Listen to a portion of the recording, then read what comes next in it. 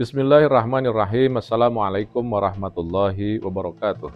Alhamdulillah adada khalqihi wa ridha nafsihi wa zinata arsyihi wa midada kalimatih. Alhamdulillah ya Hanan ya Manan. Alhamdulillah nashkuruka ya Allah. Allahumma salli ala Muhammad wa ala ali sayyidina Muhammad. Fa ya rabbi syrah li sadri wa yassir li amri wahlul 'uqdatan min lisani yafqahu qawli, amma ba'du. Hadirin para jemaah rahimakumullah. Pada kesempatan ini kita sedang berbicara tentang pahala-pahala yang setara dengan pelaksanaan ibadah umrah. Ada satu hadis Rasulullah Shallallahu Alaihi Wasallam, dan hadis ini oleh pemerintah Saudi saat ini dipampang di satu madkhal di Masjid Quba. Hadisnya adalah man tatoharo min baitihi wa yusalli fi masjidi Quba falahu ajrul umrah. Artinya barang siapa yang bersuci dari rumahnya, kemudian wa yusalli dia sholat di Masjid Quba, di Masjid Quba, falahu ajrul umrah. Dia mendapatkan pahala umrah. Jadi ceritanya para sahabat itu bertanya kepada Rasulullah, "Ya Rasulullah, enak banget ya orang Makkah itu dia bisa ke Tan'im atau ke Ji'ronah ataupun ke Hudaybiyah, ngambil niat untuk umroh, kemudian tawaf, kemudian sa'i tahallul. Dia mendapatkan pahala umroh. Kita ketahui bainal umrah ilal umrah kafaratun bilima bainahuma. Jadi bisa menghapuskan seluruh dosa-dosa selama antara umroh ke umrohnya. Nah, orang Madinah bicara seperti itu, kata Rasulullah SAW, orang Madinah jangan ngiri. Kenapa? Karena Allah berikan sesuatu yang luar biasa pula di kota Madinah. Apa gerangan? Salah satunya itu Masjid Quba. Barang siapa yang berwudu dari rumahnya, kemudian datang ke Masjid Quba, falahu ajru umrah, dia seperti melaksanakan ibadah umrah. Jadi bagi para jamaah yang berada di kota Madinah, baik itu ziarah ataupun termasuk pelaksanaan umroh, dia mendapatkan pahala umroh sebelum dia berumroh, yaitu menyengajakan datang ke Masjid Quba, kemudian sholat. Tidak ada sholat khusus, bergantung waktunya. Kalau pagi setelah syuruk berarti sholat duha, tahiyatul masjid dulu, kemudian sholat duha. Itulah termasuk kategori dia mendapatkan pahala umroh.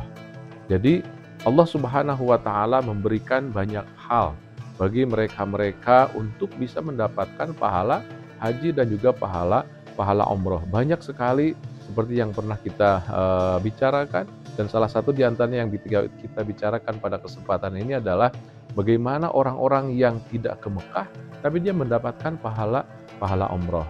Orang-orang Madinah itu salah satu kegiatannya mengisi seperti umrohnya adalah datang ke Masjid Quba. Masjid Quba itu adalah masjid yang pertama kali dibangun oleh Rasulullah Shallallahu Alaihi Wasallam.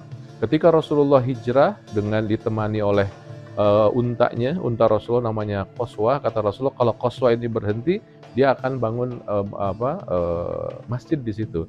Dan ternyata unta Qaswa itu berhenti di daerah Quba, dan disitulah dijadikan Masjid Quba. Itu yang disebut di dalam Al-Quran la masjidun ussisa 'alat taqwa. Jadi masjid yang dibangun dengan dasar ketakwaan. Jadi di Madinah itu ada dua masjid yang kalau kita salatnya derajatnya sangat ditinggikan. Yang lainnya tidak sama saja. Jadi pertama adalah Masjid Quba, yang kedua barulah Masjid Nabawi. Al-Quran menggambarkan la masjidun ussisa 'alat taqwa.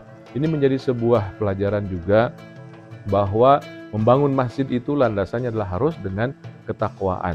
Membangun masjid. Dalam hadis lain digambarkan man bana masjidan banallahu baitan fil jannah.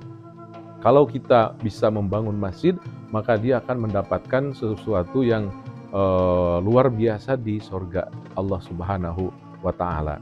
Perlu diketahui bahwa membangun masjid bukan hanya dengan batu ataupun batu bata ataupun juga semen. Termasuk di dalamnya membangun manajemennya, membangun akuntabilitas DKM-nya, membangun manajemen masjidnya pun sama. Maka umat Islam ketika melihat Masjid Quba ini harus tergerak bahwa masjid itu adalah sebuah sentral peradaban. Masjid itu adalah sebuah sentral membangun sebuah peradaban, bukan hanya secara spiritual, tapi juga secara sosial, bahkan secara politik. Jadi Masjid Quba ini adalah masjid yang betul-betul Rasulullah ajarkan kepada para sahabat pada zaman itu, as-sabiqunal awwalun, bagaimana cara membangun sentral kegiatan peradaban, yaitu dari masjid.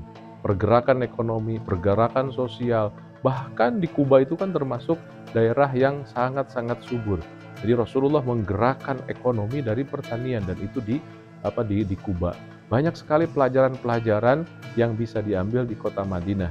Dan hadis Rasulullah tadi betul-betul mengantarkan bahwa daerah Kuba adalah daerah yang sangat-sangat istimewa. Ketika kita bersengaja datang dari hotelnya, dari penginapannya, berwudu, sengaja datang ke Kuba, dan sekarang fasilitasnya sudah sangat-sangat dimudahkan oleh pemerintah Saudi.